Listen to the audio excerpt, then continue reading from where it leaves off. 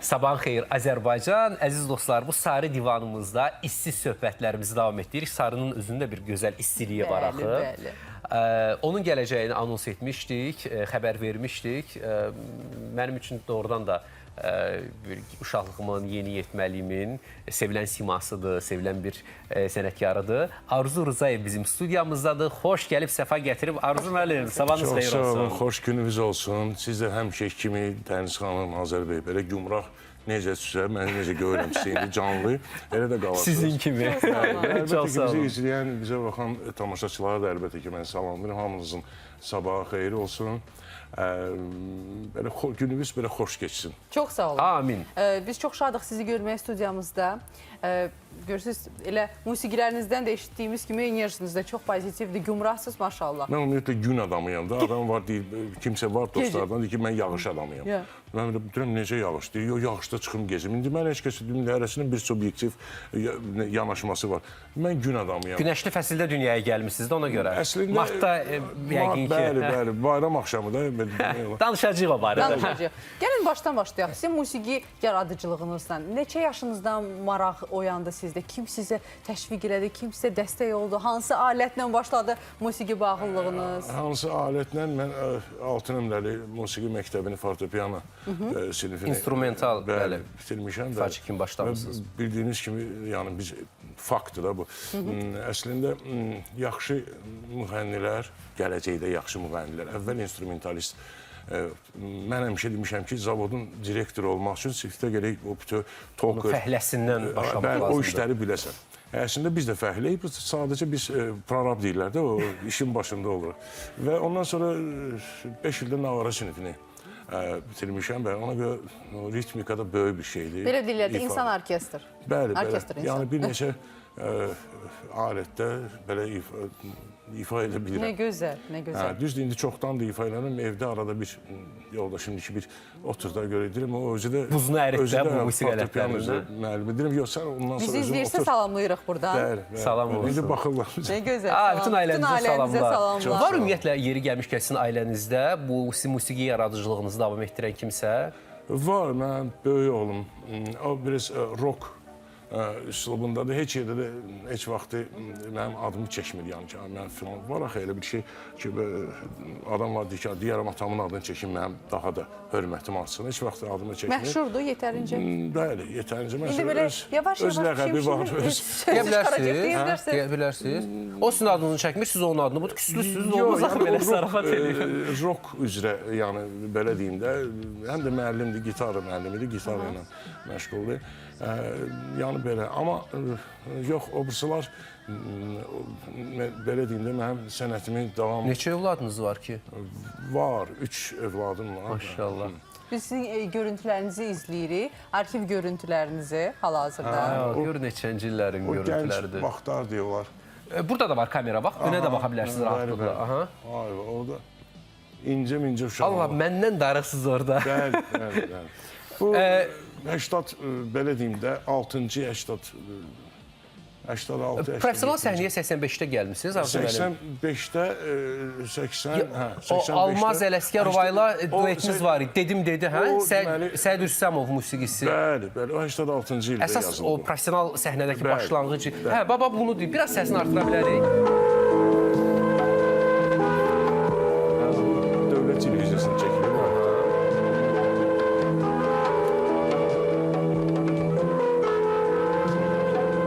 Amma sağolun, cavanlıq vaxtları. Sərf eləmirəmsə, nəğməli bağı görsə belə bir verir.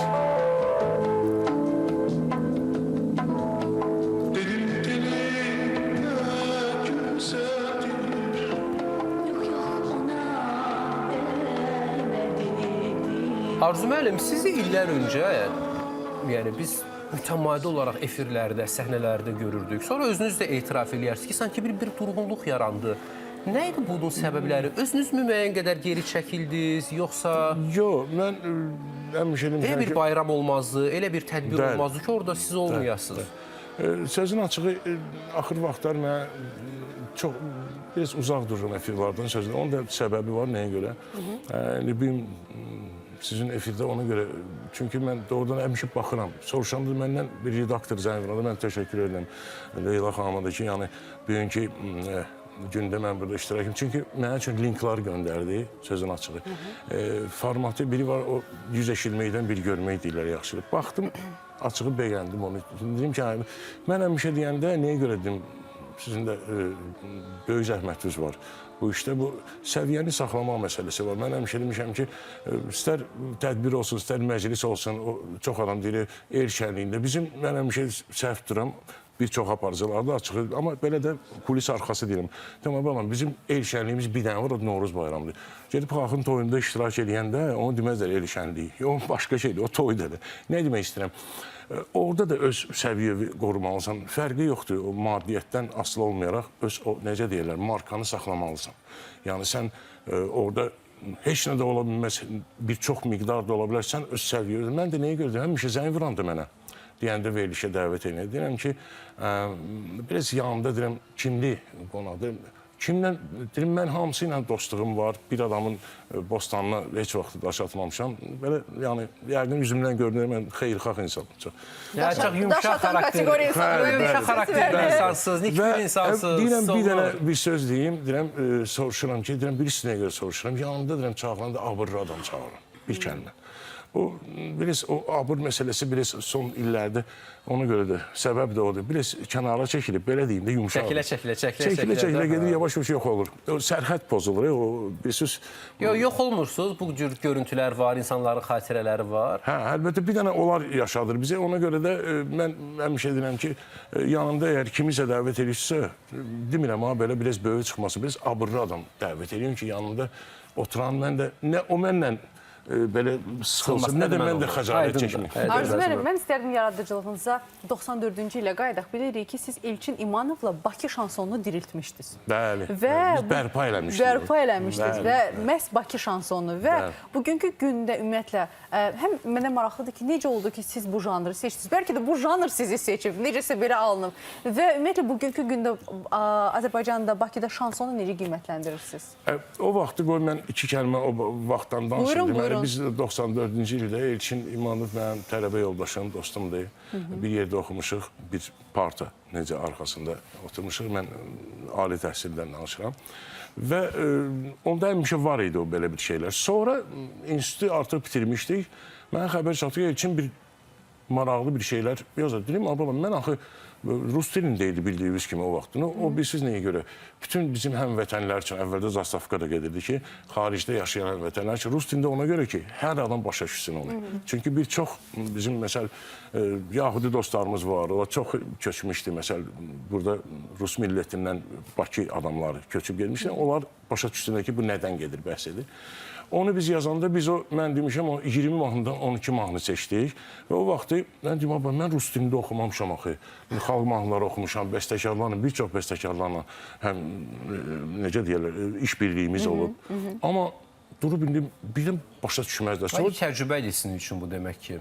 Necə? İlk təcrübə idi sizin üçün. Təcrübə idi, bu biraz necə inqilab. İnqilabda bilirsiniz ki, biraz nə deyirlər, dəyər değməz, şər düşməz olur. Birdən deyirəm, olmaz belə, olar belə.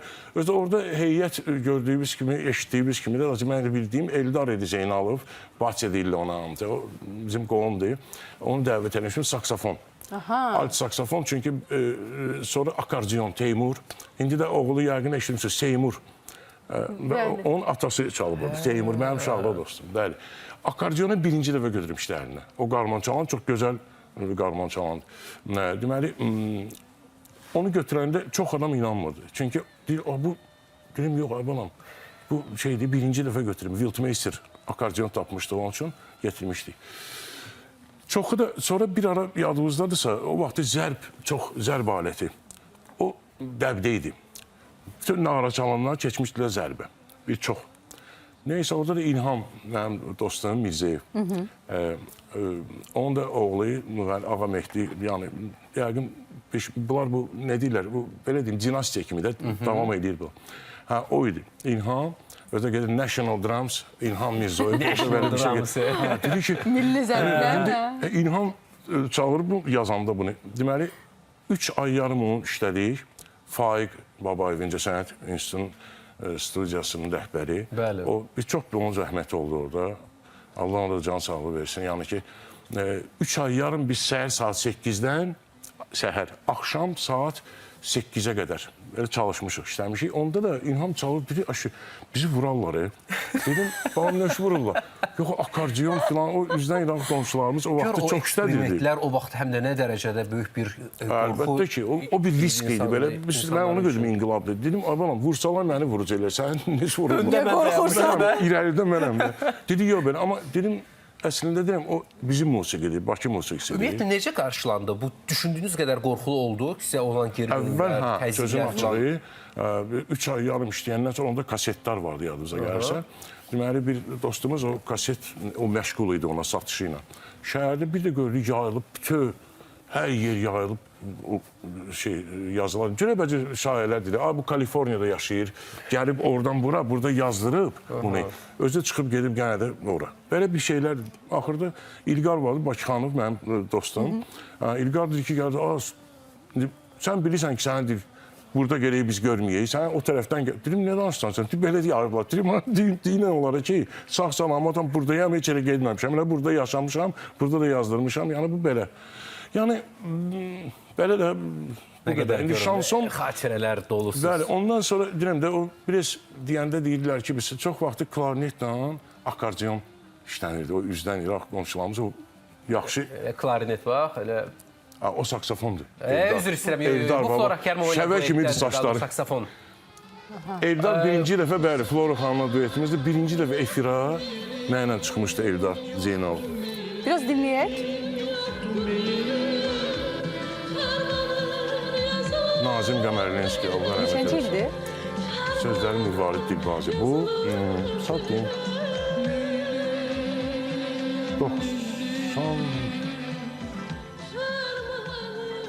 90 əvvəlləri. 90 əvvəl. Orada çünki Rafiq Babayev, Allah rəhmət eləsin, orada Estrada Simfonik Orkestri müşahidə edir. Neçə sənətçi ilə duetiniz olub, sənətkarla? Bizim duetiniz var. Duet mənə bir ara duetçi istəyirdi. O deyirəm də. Deməli, birinci Almazla olub, sonra Flora xanımla, sonra Aygün Məlikov mənlə neçə il o işləyib bilir. Artıq Almaniyada yaşayır neçə illərdir. Nailə Beydullayeva, Alim Qasımovla bir yerdə o klipləri də var. O arabanın üstündə bu Nailə, o da Amerika Birləşmiş Ştatlarında yaşayır. O vaxt belə dəb idi duetlər? Duet deyəndə nə bilim, nəsə Almazın sözünün açığı mən özüm təklif elədim. Dedim ki, belə bir mahnı var. Yəni, mən onu tək də ifadə edə bilərəm. Amma ki, özdə burada müşahiddə Cəmil Əmirov. Bəli, Cəmildir, orada sonra Tofiqdir Cabarov. Yəni ki, belə sonra kimdir? Rauf Sultanovdur, bas gitarı. Yəni, belə bir müşahiddir. Təklif elədim, dedi, nə olar? O belə şeydir, belə maşallah Almaz zili, gedə eləyək. Yəni ki, elə indi də. Ay, bilmirəm, Bəkəm eləməliyik, Bəkəm necə çıxar? Çox giribaş, çox enerjili. Arzu müəllim, biz musiqi karyeranızdan danışdıq, amma mən bilirəm ki, sizin karyeranız boyu eyni zamanda kino karyerasında aktyorluq qabiliyyətiniz də yüksək səviyyədə olub. Bu haqda istərdim danışmaq. Onu mənə deyəndə... Necə olub? Necə olub deyəndə ki, onu mən adətən... Çox möhtəşəm aktyorluq qabiliyyəti var. Mən bir dənəsə baxmışam, vaxtı toy... Məşədi bə? Qış nağılı. Qış nağılı. Arzu müəllim, siz orada neynəmişsiniz? Yox, bir 20 il öncəli haradasa. Özdə bir söz deyim, o qış nağılı sözün açığı, orada ssenari yazılmışdı. Özdə ssenari, bu qalınlıqda ssenari var. Deməli, o ssenari yazılıb, əziyyət çəkilib filan. Gəldik, çıxdıq orada Allah rəhmət etsin Rüfətə, Mexçiyev. Rüfət orada bir lezgi balasını oynamalıdır. O deyir ki, mən onu necə deyim? Deyim, mən sənə iki kəlmə deyim, açar kimi də deyim sənə. Can sıxar, sən özünə aranjировку, başım neysə, maşallah. Deməli, orada o ssenariyə görə biz orada oynamamışıq. Gəldik, çatdıq, hamısı da improvizələr. O belə loru dinlənir, duzlar yığışıb orada.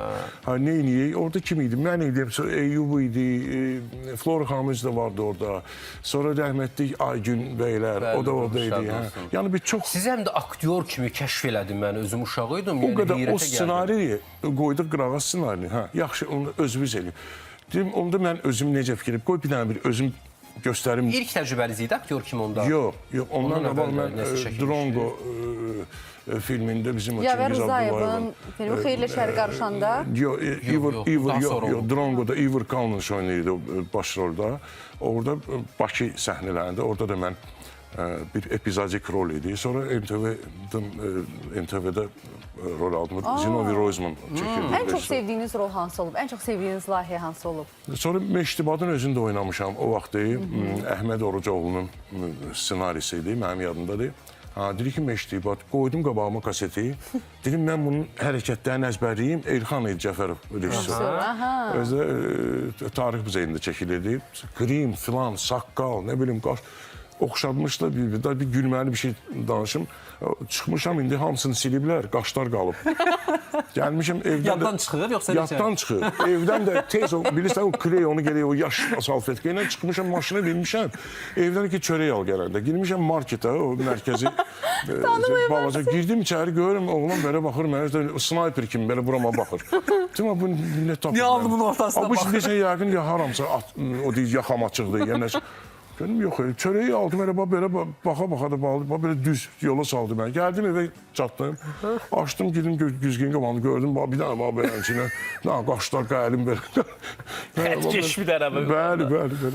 Yəni, demək istəyirəm, o, mən soruşanda ki, deyirəm, mən işim yoxdur heç kəs. Rejissor özü, yəqin, görür də bir, nəsə, onlar axı o başqa cürə yanaşırlar. Hamının görmədiyini görər. O dəvət eləyəndə o rejissorun öz fikridir, dəvət eləyir. Mən həmişə canla başla iştirak eləmişəm. Arzum, gələn ay 62 səhv etmirəmsə yaşınız olur.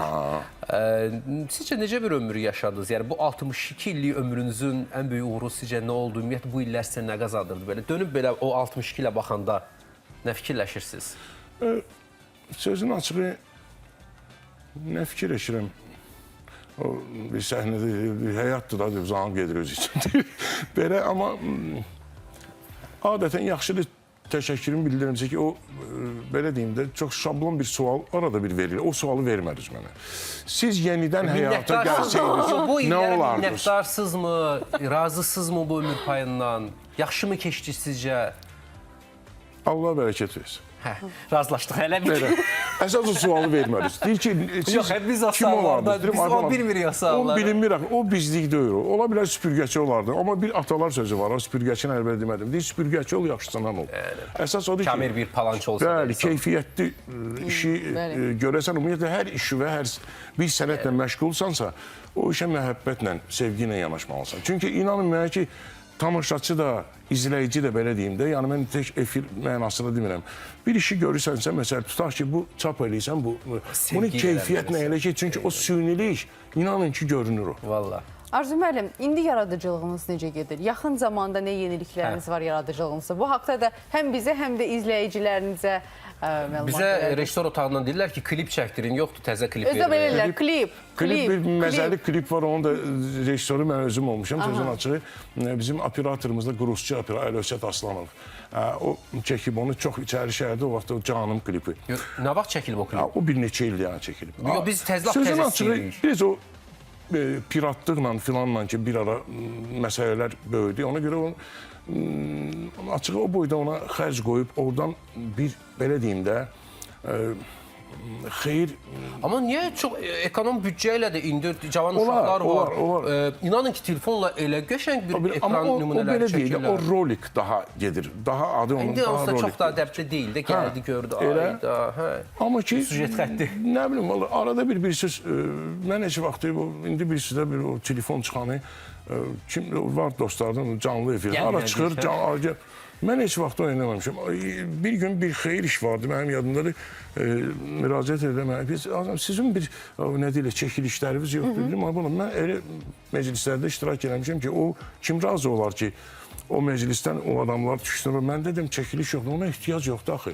İndi belə şeylər, bir söz dəb deyişib. Mən həmişə demişəm ki, biz qabaq 1000 metr lenteyi 45 dəqiqədə, o vaxt 48 surəti ilə vurur da qoltuğumuza gəlirdik. O lentdən verirlər efirə onu. Yəni bu bizim operatorlarımız hamısı bunu bilirlər, görürlər. O vaxtı belə idi. Amma indiki zamanda bu boyda flaşkada bütün ömür boyunu hələ oxumamısan, hələ bundan sonra nə oxuyacaqsan, hamısı onun içine yerləşir. Bir zaman dəyişib, tələbat dəyişib. Ona görə də mən bilirsiniz, mən bir söz deyim də sizə, o düz arxaya baxanda var ağıllı insan, bir də var müdrik insan. Ağıllı insan hər şeyi başa düşür, hər şeyi bilir. Yəni bu ağıllıdır da. Amma müdrik neyinə fərqlənir ondan? Artıq bu yaşda müdrik doğrudan o. Mən qabaq onu başa düşmürdüm. İndi böyük oğluma deyirəm, sən hələ bu yaxınlarda 40 yaşına olacaq. Sən hələ bir inşallah 20 ildən sonra yəqin ki, bu çıxarsan mənim sözümə. Müdrik odur ki, artıq hər şeyi başa düşür, amma daha artıq heç nəyə Bunu kədərlənmir. siz başa düşürsünüz də yəqin ki. Çünki efir bitir. Bilirəm mən. Təşəkkür Çox edirik təşəkkür Arzu müəllim. edirik. Can sağlıq Xoş arzulayırıq idi. sizə. Əziz dostlar, nəzərinizə çatdıraq ki, efirimizin qonağı çox sevimli, istedadlı müğənnimiz Arzu Rzayevo idi. Bizim isə bugünlük efirimiz sona çatır. Sağlıqla qalın. Hələlik.